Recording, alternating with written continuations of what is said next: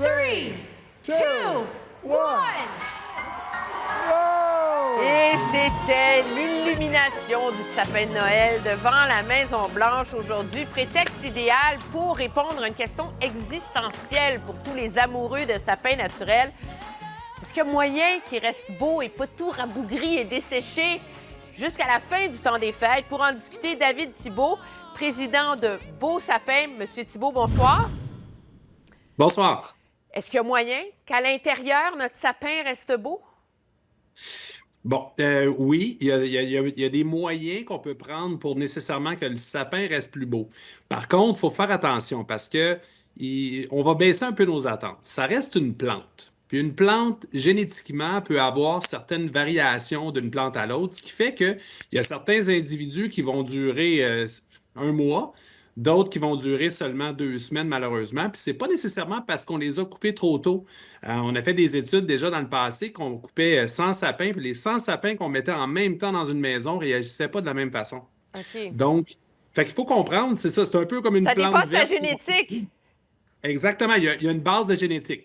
Mais maintenant, une fois qu'on a dit ça, ben oui, il y a des choses qu'on peut faire. La première des choses, c'est qu'il faut s'assurer qu'il y ait eu une coupe fraîche avant de le mettre dans son socle.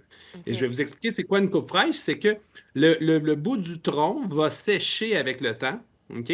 Et donc, ce qu'on va faire, c'est qu'on va couper au moins 1 pouce au bout du tronc pour reprendre le cycle pour boire de l'eau, là. Bref, OK. là. Fait que sinon, il ne boira pas du tout.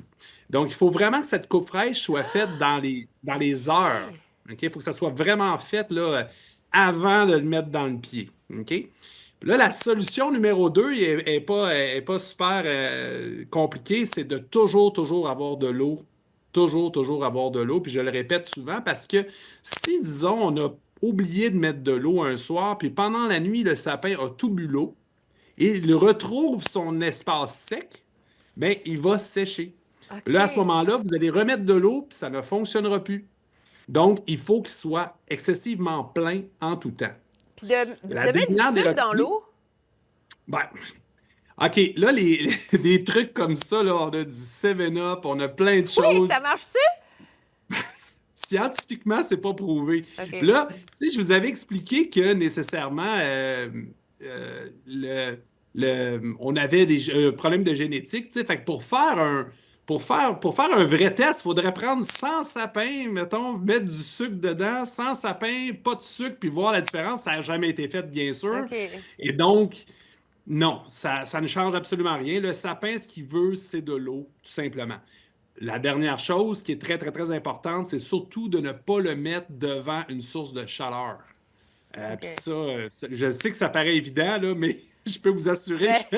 Vous dites ça, mais le mien, le seul endroit où le mettre dans la maison, c'est à côté du foyer, fait que j'ai pas trop le Ouais, choix. c'est ça. Je Ben m'aide déjà, pas beaucoup. c'est ça vous aide pas. Donc, à ce moment-là, il faut le prendre un petit peu plus tard.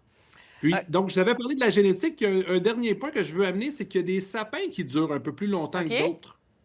Puis donc, je vais citer le Fraser, là, qui est un sapin qui vient des Carolines. OK. OK? Donc, c'est un sapin on va voir en plus petite quantité au Québec. Par contre, il y en a quand même pas mal là, actuellement, puis la demande est en forte croissance. Ce sapin-là, là, c'est un costaud. Là. Lui, là, il peut durer facilement 6 semaines. Il ne perdra pas Ah! ses épines. C'est vraiment pour ceux qui détestent avoir des épines par terre. Bon, ben écoutez, vous avez élucidé un des grands mystères de la vie.